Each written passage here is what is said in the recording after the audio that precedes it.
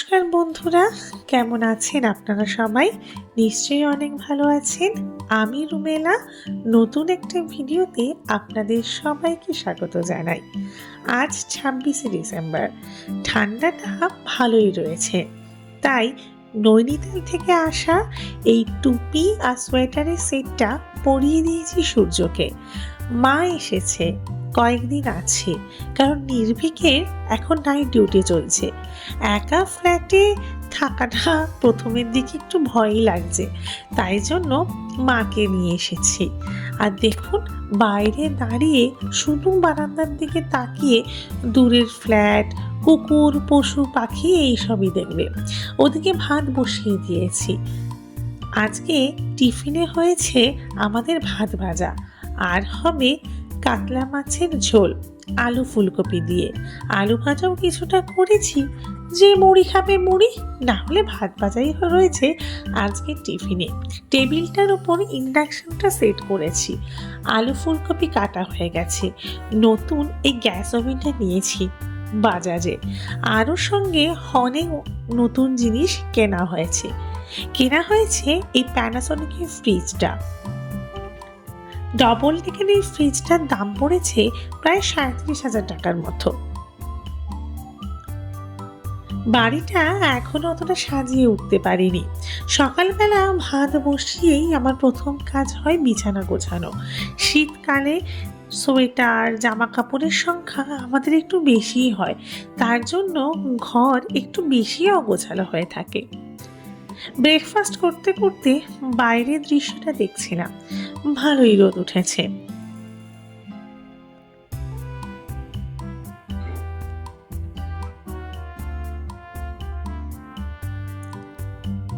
তারপর সূর্যকে স্নান করিয়ে চলে গেলাম সোজা ছাদে। আমাদের 5 তলার ওপরের ছাদ, শুধু মাথা উঁচু করে দাঁড়িয়ে রয়েছে প্রচুর বিল্ডিং। সবাই প্রায় এই টাইমটা একটু ছাদে ওঠে। আমরা দোতলায় থাকি, আসতে একটু কষ্ট হয় বটে, তবে এলে শীতের দিনে এই যে মিঠে রোদটা গায়ে পড়তেই একটা আলাদা আমেজ আসে। এই যে সূর্য স্নান ধান করে একদম রেডি, খাওয়া হয়ে গিয়েছে। স্নান করানোর পর সূর্যকে নিয়ে আমি একটু রোদে আসি। যদিও ডাক্তারবাবুরা এখন বলেন বাচ্চাদের রোদে দিতে না, কিন্তু শীতকালটা আমরা 3 জনই একটু ছাদে আসি। এসে একটু রোদ পাই, ওই 15-20 মিনিট, তারপর নিচে চলে যাই। স্নান করার পর ওর শরীরটাও একটু ভালো লাগে। বাড়ির মধ্যেই যেহেতু সব সময় থাকে, প্রতিদিন সন্ধ্যেবেলা ওকে ঘোরানো আর দিনে একবার করে এই ছাদে আসা, এটাই হয়ে উঠেছে ওর বাইরে বেরানোর রুটিন। ছাদে খুব সুন্দর সুন্দর তুলসী গাছ হয়েছে, ওদিকে আরও কিছু গাছ রয়েছে। জানি না এগুলো কারা লাগিয়েছে, হয়তো এই 5 তলায় 4 তলায় যারা থাকে তারাই হয়তো লাগিয়েছে। ছাদটা ভালোই ব্যবহারযোগ্য, কিন্তু দোতলা থেকে রোজ আসাটা তো সম্ভব হয় না, তাই আমরা মাঝে মধ্যে আসি। এখানে যতদিন এসছি আজকেই প্রথম আমরা ছাদে এসেছি। আগে একবার নির্ভীক এসেছিল একটু কাজে, তখন আমার আসা হয়নি। সূর্য ছাদে এসে বেশ আনন্দ পাচ্ছে। এখানে খুব পায়রার উৎপাত, না না, উৎপাত বললে ভুল হবে। যারা পশুপ্রেমী, এছাড়া প্রচুর মানুষ আছেন যারা পায়রা নিজের বাড়িতেই পোষেন, তাদের এই জায়গাটা খুব ভালো লাগবে। সামনে বাড়িতে জানলার ভেতরে তো পায়রাগুলো থাকে, আর আমাদের ফ্ল্যাটে দেখছি ছাদের ওপর। এই যে আমি আর সূর্য, রোদ এতটাই উঠেছে চোখ খুলতে পারছি না। রান্না বান্না যেহেতু সব করেই ছাদে উঠেছিলাম, শুধু নামবো, স্নান আর খাওয়া, এটা ছাড়া আজকে আর বেশি কাজ নেই। তাই 20 মিনিটের জায়গায় প্রায় 30 মিনিট রইলাম আমরা 3 জন ছাদে।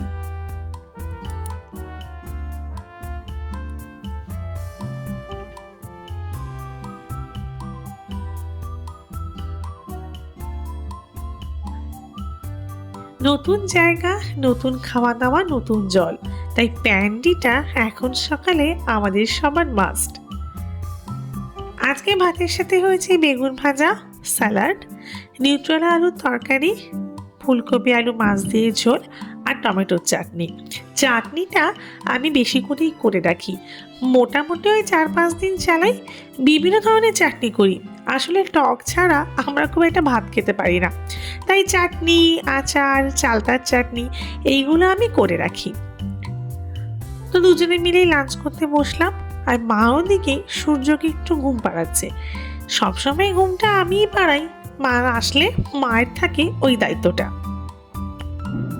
সূর্যকে ঘুম পাড়ানো খুব ঝুঁকির ব্যাপার, ও কিছুতেই ঘুমোতে চায় না। আর এই করতে করতে আমাদের খেতেও অনেক দেরি হয়ে যায়, প্রায় 3টে বেজে যায়। আজকে যেহেতু মা আছে, তাড়াতাড়ি খাচ্ছি। ভাত ঘুম দিয়ে উঠতে না উঠতেই সন্ধে হয়ে গেছে।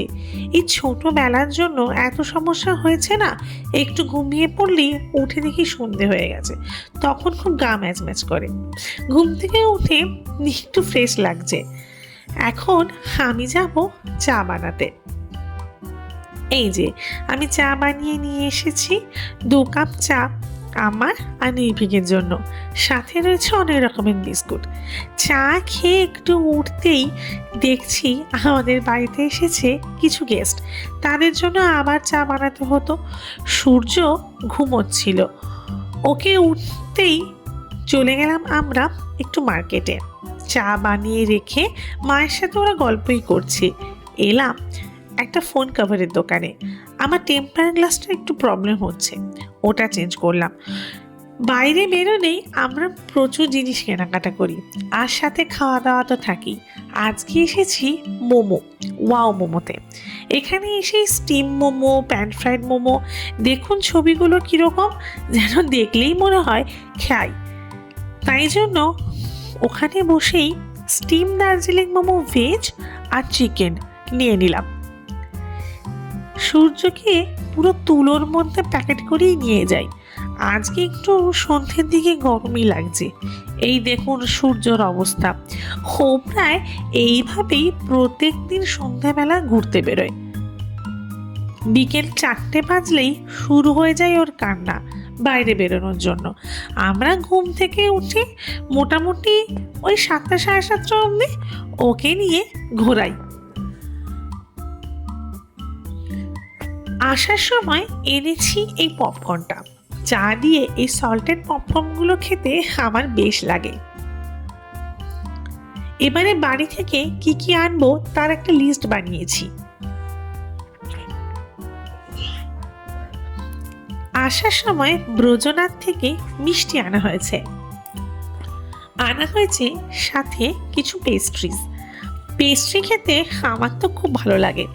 আমরা মাঝে মধ্যেই বিকেল নাগাদ কিছু টিফিন না করে একটা করে পেস্ট্রি খাই। এতে রয়েছে বাটারস্কচ। ওই দোকানে প্রচুর ধরনের স্ন্যাক্স, পেস্ট্রি, মিষ্টি, এমনকি ছোলে বাটুরেও বিক্রি হয়। ভেবেছি একদিন ছোলে বাটুরে নিয়ে আসবো। 2 রকমের পেস্ট্রি তো গেলে আনাই হয়। এতে আছে ভ্যানিলা ফ্লেভারের একটা পেস্ট্রি। দোকানে মিষ্টিগুলো এমন সাজানো থাকে মনে হয় দেখলেই কিনি। যদিও খুব একটা মিষ্টি লাভার আমি নই, কিন্তু এখানে এই সুন্দর মিষ্টি দোকানটা দেখে প্রত্যেকদিন কিছু না কিছু খাওয়াই হয়ে যায়। এতে রয়েছে রাবড়ি, রসমালাই খেতে আমরা সবাই খুব ভালোবাসি, কিন্তু রসমালাই আজকে ছিল না, ছিল রাবড়ি, সেটাই এনেছি। আর এনেছি গোলাপজাম। এই হয়েছে আজকে মিষ্টির শপিং। যেহেতু বাজারের ওপরেই দোকান, তাই প্রত্যেক দিনই কিছু না কিছু তো আনাই হয়। তোমরা বলো তো, চায়ের সাথে এই ধরনের বিস্কুটগুলো কে খাও? আমার তো ভীষণ ভালো লাগে। নর্মাল পানি বিস্কুট বা মিষ্টি বিস্কুট ছেড়ে আমি এর দিকেই হাত ছাড়িয়ে দিই। অফিস থেকে এসে নির্ভীকের কাছ থেকে এটা, ও এরকম কোলে উঠে নাচে।